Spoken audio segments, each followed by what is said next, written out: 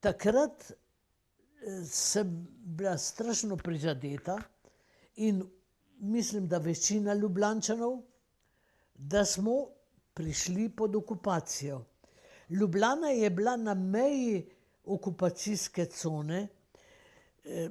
En del, to se pravi severni del in severno od Ljubljane, so Slovenijo zasedli Nemci, od severnega roba mesta pa proti jugu, pa Italijani, da ne govorim potem na robu sedanje Madžarske, so Prekmurje so zasedli Madžari, ki so bili takrat sestavni del vsi Rim-Berlin.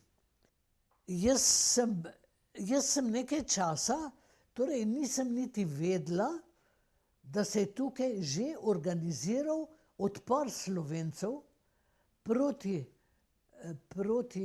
italijanskemu okupatorju in nemškemu okupatorju. Nisem vedela nekaj časa nič o osvobodilni fronti, ali pa sem samo čutila, slutila, da se nekaj dogaja.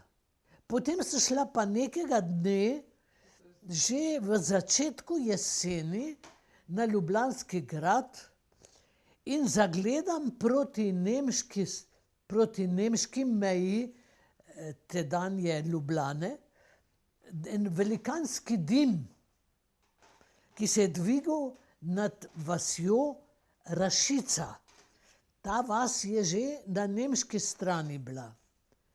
In ne vem, kako je prišla ta novica v Ljubljano, ampak vsi ljudje okrog mene, ki so gledali ta prizor, vsi ljudje so že vedeli, da Rašica gori, da jo Nemci požigajo in da so pobrali in odpeljali vse moško prebivalstvo. V tistem trenutku sem rekla, da si ne smem dovoliti, da bi ne naredila nič proti temu. Čeprav nisem precenjevala svoje moči, jaz sem bila mlada punca in nisem pričakovala, da bom bog ve kaj lahko naredila. Ampak glede na to, kar sem brala tudi pri Tolstoju, je vsaka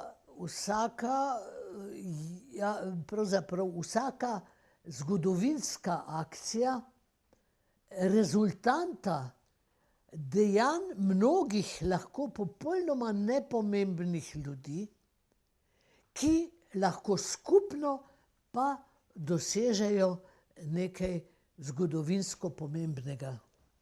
In tako sem jaz smatrala, da si ne smem dovoliti, da bi stala ob strani, da moram nekaj ukreniti. In takoj sem šla na telefon, takrat v Ljubljani ni bilo veliko telefonov, ampak pri nas doma smo ga imeli, klicala moje prijateljice, ki so nekaj šušljale in sem slutila, da je to v zvezi z okupatorjem. In sem rekla, jaz hočem tudi tisto delati, kar ve.